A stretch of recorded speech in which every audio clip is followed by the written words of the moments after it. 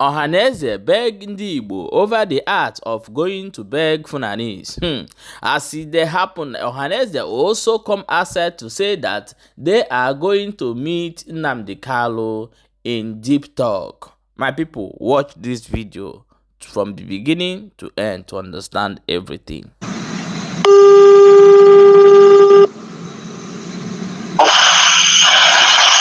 Hello. Good morning, sir. President General, Ohanaeze Ndigbo, Engineer, Iwanyanwu, Ototoma from my side. Who is speaking? General Fearless Voice, Udeje Kendamosu. Oh, yeah? General Fearless Voice, Udeje Kendamosu. Well, you have been abusing me and insulting me for no just cause.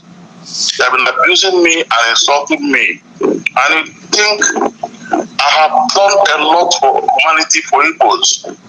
You, a younger person than me, you continue abusing me, continue insulting me, and you think God is happy? You know, you are my son. I'm telling you, before you say something, if you are saying the truth, you will be right. If you want to commit offense, say it. I won't blame you. I will take responsibility. But if I didn't do anything wrong, somebody, a small boy, a younger person abuses me, insults me, when I have done everything I have done for Igbos, myself, go and check today. I don't know if there's any woman alive who have done more Igbos than the man in the world. I have done a lot by my life, everything. So what I'm saying is, I have forgiven you, and I'm telling God Almighty to forgive you. God should forgive you because you don't know what you are doing. You are telling lies, and you are abusing me. I'm 20 years, and I have brought my life to serve our people. I am not getting any money. I'm being paid by my company. 100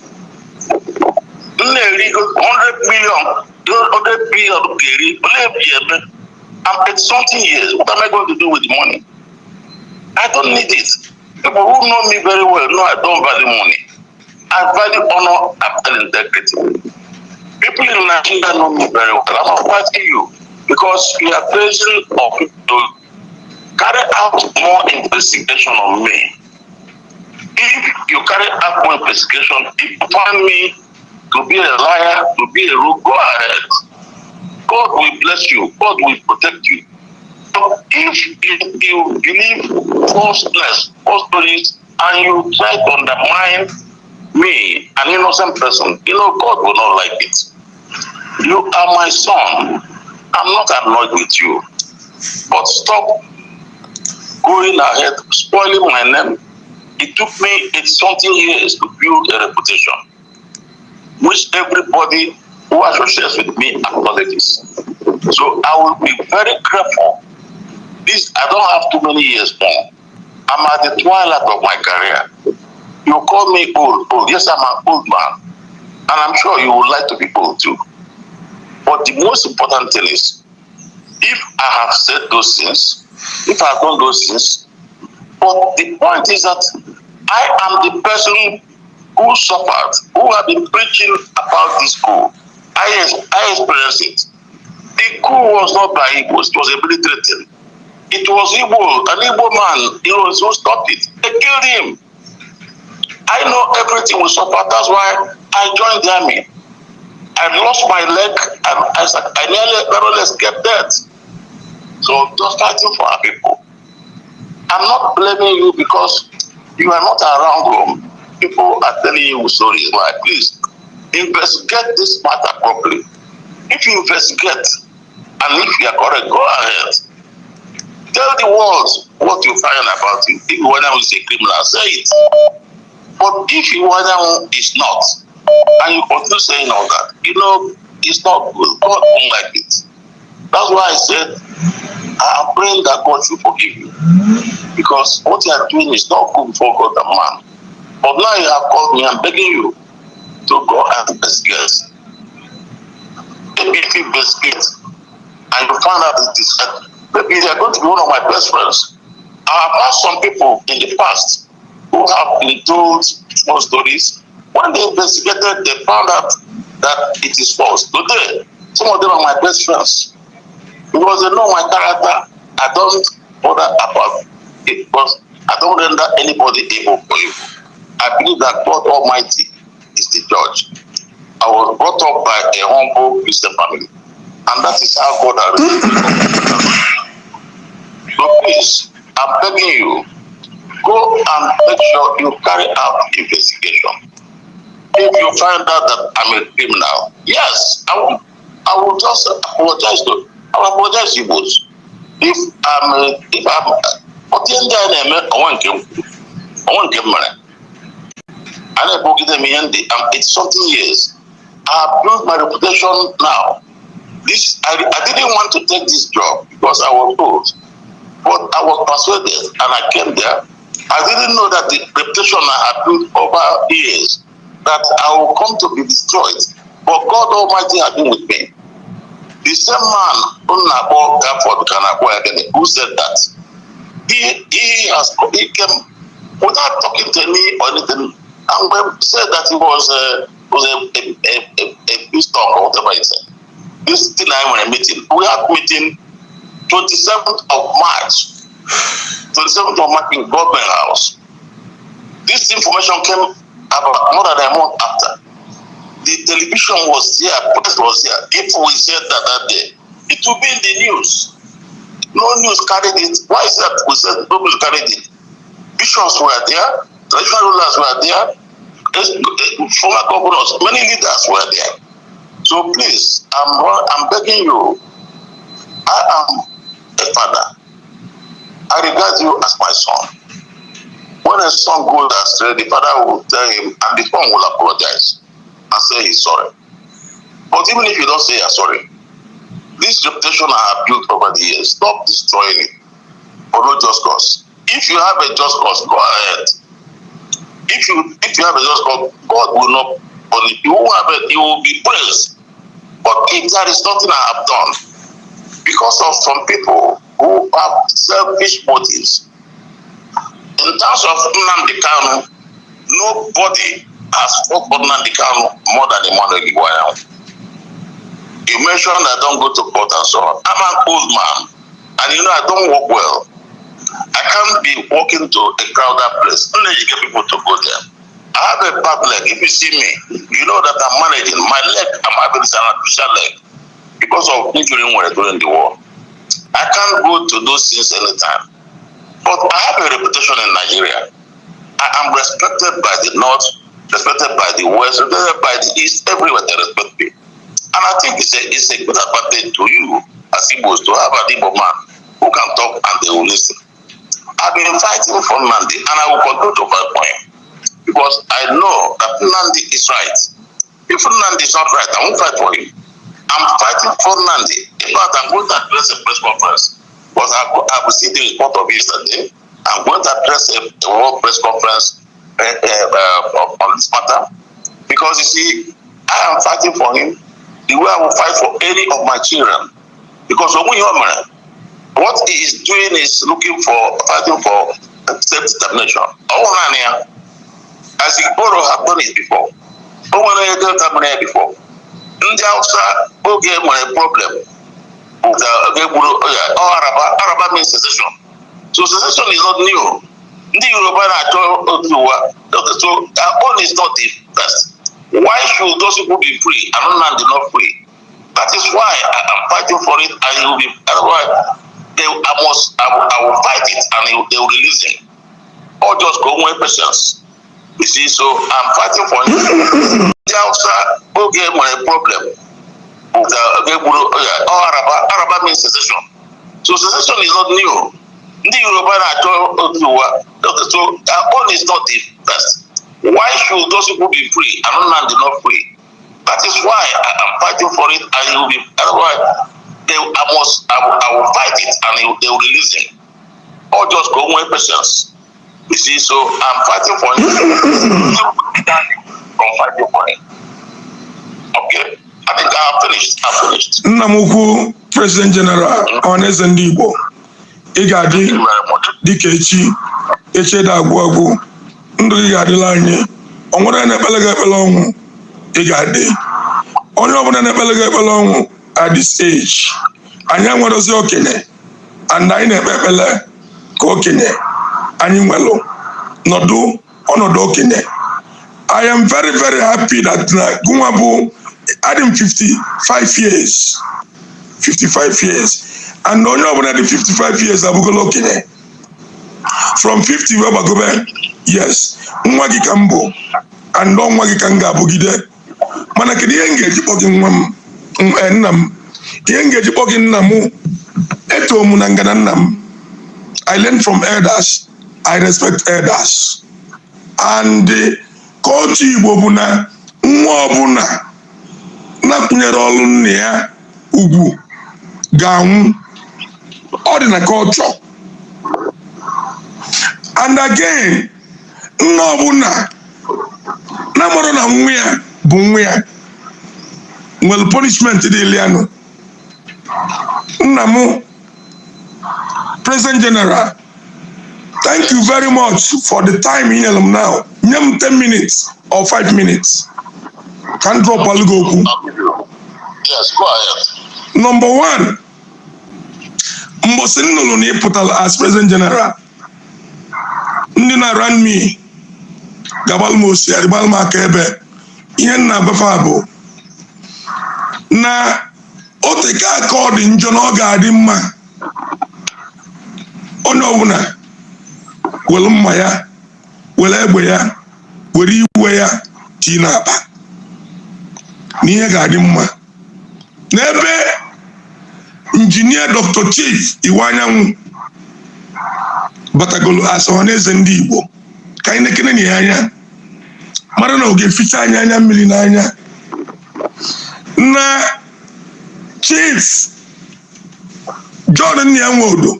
He disappointed us. Abrokome na atu egwu. Ihe nna m fa ancestors is mala onye mfa jinye m ofo, eji m ofo rinne, ofo njiri nne. Bụ na Adam atu egwu, Adam ebo mmadụ ebubo, Adam enye mmadụ allegation. Abụ m victim, abụ m student of allegation. Enyego m ya, ana m afụ ka o si adị. Nna m Adam enye allegation and the mother na agwa m ife m ga-ekwu about you or can castigate gị or can blackmail gị. No. Ihe nje hold gị accountable bụ na onye ọbụla na-achị obodo nwee ajọ ihe na-eme n'obodo according to the rules and regulations bụ onye anwa ka a ga-eme gịnị ka anyị ma governors ife ọbụla mee na steeti ọbụla bụ ajọ ife onye a ga-ajụ ajụjụ bụ gọvanọ. Gụnwa bụ onye nọ as nna ndị Igbo niile. There is no doubt as President General and anyị kwesịrị ịkwụ gị n'azụ, anyị kwesịrị iso gị n'azụ. Onye ọbụla kwutọrọ gị anyị kwesịrị hold accountable mana anyị ga na-ebezi akwa iwe ga-adịzi anyị ọnụmadị anyị n'obi anyị afụ ndị Fulani ebe a na-egbu anyị ebe a na-ekene ife na-eme na Ndigbo 1 local government. On what is another place? Ndami abakana atu anyị bomb. Ndị governors na senators no under you.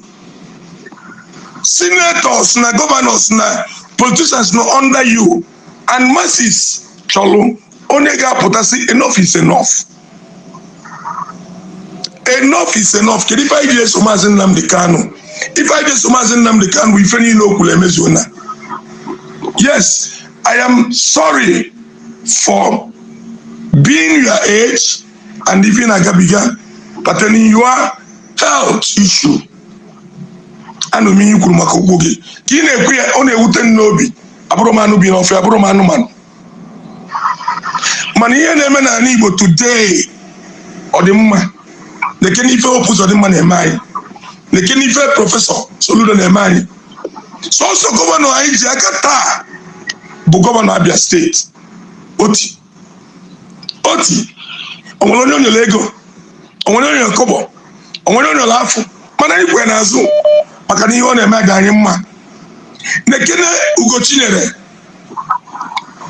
Ugochinyere Ikenga Imo nwatakịrị na-ekwutelu ndị Igbo mana nlọ mana ife anyị kwe n'azụ nekere Dr. Dan Olasi anyị kwe n'azụ nekere Prof Obasi Igwe anyị kwe n'azụ otu ka si wetokwa ikpụrụ gị n'azụ nna m biko ana m ayọ gị n'ọbụla ayịyọ nekere anyị legacy o nwere ihe ga-eme gị ka ịfụ ka anyị ga-esi na-eso gị ka ịfụ ka anyị ga-esi na-eso gị ịmala ihe dị mma mala ihe dị njọ mala ihe dị ọcha mala ihe jiri oji anyị ata na ụfụ nekene Igbo ka ọbara na-esizi n'ala Igbo ndị Fulani wee batazie n'ala Igbo AK-47 na AK-49 ụmụ anyị a na-ere epufa ma anyị nwere ndị ọchịchị ma anyị nwere ndị dịka iwu anyanwụ ọ bụrụ na achọ ga-afụlụ anyị eluzigo ifenụ nke a bụ the fact anyị lụziri ife because o nwere ife ịma ndị ọzọ na mara ọ bụrụ na achọ ga-afụlụ it's not a good thing for ndị Igbo anyị eluzigo Chukwu ọ bụ ezigbo ife anyị eluzigo ọkpara ọ bụ ezigbo ife anyị eluzigo many it's not a good thing anyị eluzigo mmadụ Amaechi Ụgbazilike luzuo Colonel Nwobosi luzuo many ndị niile bụzi ndị okenye eji wee bili obodo ka na-azọ anyị azọ anyị nsabụ ọ bụ ife dị mma ọ bụrụ ife dị mma mana ọlụ unu bụ kene ka unu maka na-ele ife anwa anyị na-achọ ife anwa na-ewute anyị ife anwa na-agbali anyị obi mmegide anwa na-emegide anyị ọ bụrụ iwu bụ na ị ga-asọbụsi ya makwala amalụ na onye kpara gị aka akpago ndị Igbo aka otu ahụ ị nọ onye Hausa kpara gị aka akpagokwa Igbo aka ọkwapụwa ka iji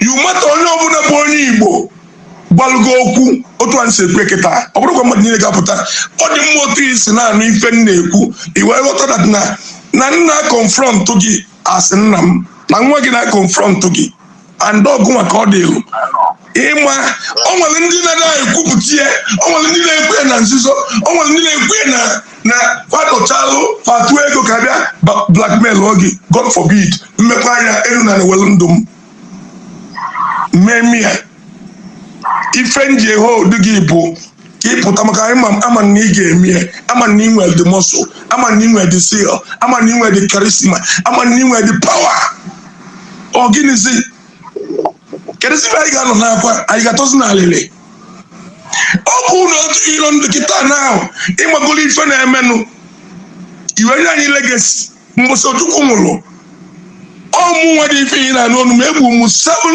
nnama jụọ onye ọbụla nọ na Venezuela 7 mgbọsị mkpala Ojukwu na Venezuela afụrụ ụzọ the government of Venezuela ndị presidency sendil Manuel Chavez Calindo o send the delegates meals on that very day I'm fan of Ohanaeze Ndigbo na Venezuela mụ nwe na n'onu I'm the one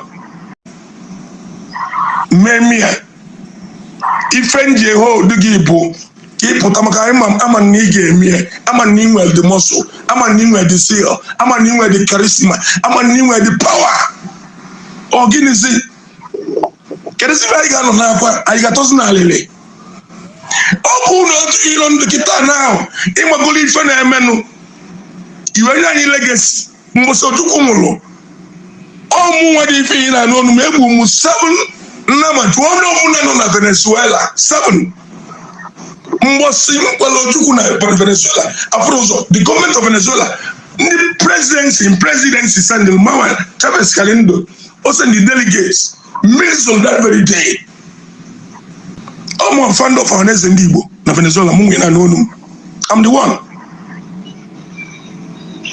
so nna m biko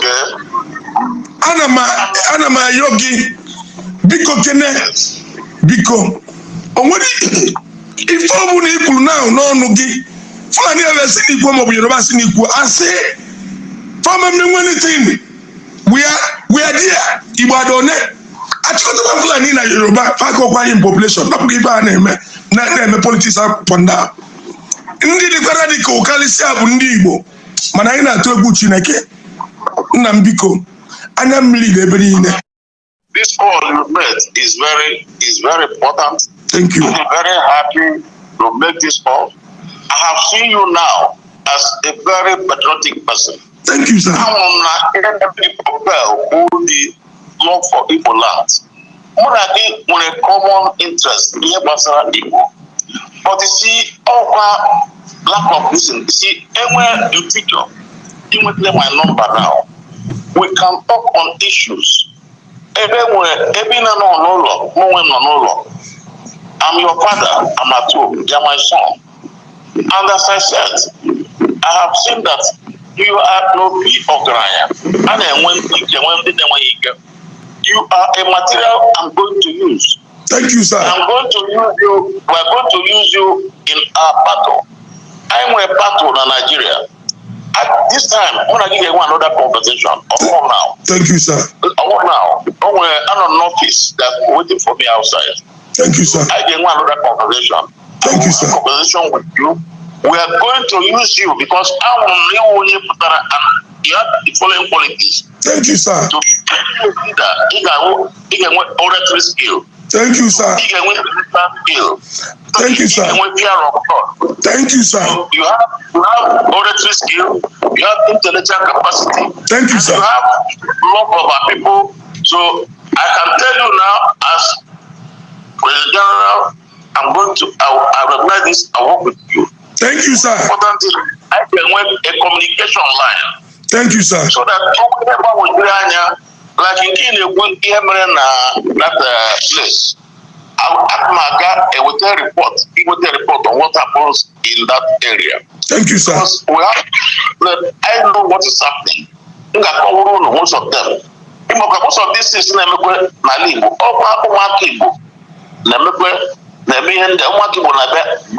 kidnap. But I think happy. I'm very happy. I'm proud. You see, one gift I have. Okay, I'll be praying. And my prayer says that you are a good person. Thank you, sir. You're patriotic. You're intelligent. Thank you, sir. I'm going to use you. We're going to work together. You see, yes, so in there, to be honest, all thank you, sir. After all, Igbo forgive me. Ndigbo, they will forgive me. But okay, before I drop us, I'm going to force if I was on my yogi, email them. Biko, Otokuno Senade, Atokenelum, Ka Emily Ekwensu, Nolianina, Nga like it, you can have put a Mazi at DSS. Biko, make it in I've told his brother, Prince, go get an appointment for me. I said this in December.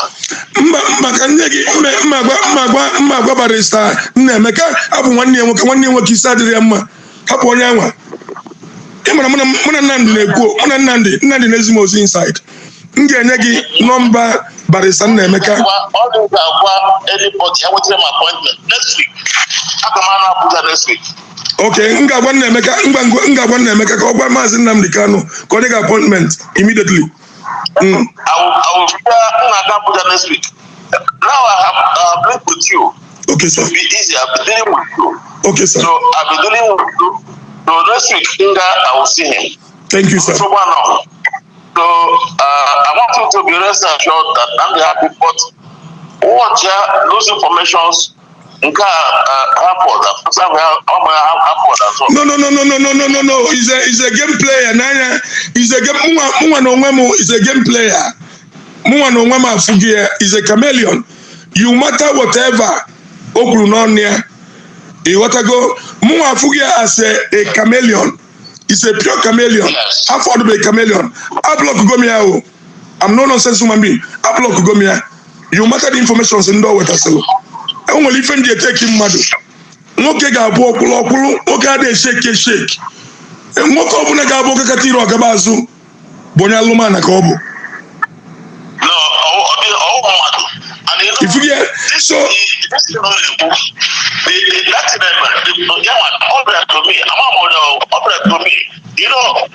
about a year ago Kanu President Ohanaeze, he came to me saying na I published a book. Why no unless everyone able to do what I can finance you from my own money if the book is good. So name the book, come here review. I can't find a copy go to police book, I don't know yet. He gave me the book, then Alex Obonna, the public secretary of Alex, where I got through the book. Come to show what is in fact giving money. This man better go that thing all the time. I think God Gala is ego. The way this ego that man property na on with ego. This ego the hair guys fabricated and the thing of opera is completely false. But who the false? Ima people a respectable person. And you know, if people in Nigeria respect me. Ndigbo in Nigeria, they respect me. Why not respect you? Or that I can believe first. Tiki killing from the one. That is the reason where the kind of worried never at this stage. Kimela in fact. Kinyani that legacy. Nyani history. Nyani firmama. Koga bu umugitoni techa toga flow. Yes. Nah. Then if I no melife de otua. Na mulu melife de otua ngwa piano. Obrova ke jaka ba we potential of Burundi Igbo ge wopota because of your legacy. Nnamdiko. If from kin ebu na my fine boy. Okay, if no ngwanezino since a year ago kin agwa continue fagi. Upward will in the banks. Na tinye their names. Na pusa gunwa. Bulu if I know beje banwa. Magunwa no nwegi bu the important ga bu ije fumas NnamdiKanu ka gina banketa 1 minute. Because I'm not getting a bank at 1 minute. Don't worry, Fabalulu. I'll be there next week. I will talk with you maybe later in the night. Okay, sir. Or tomorrow. Thank you, sir. Thank you. Thank you. I'm blessed. I'm very happy. I'm very pleased. You're my son. Thank you, sir. I'm very happy. I'm happy with you. No problem. Thank you, sir. Remember blessed.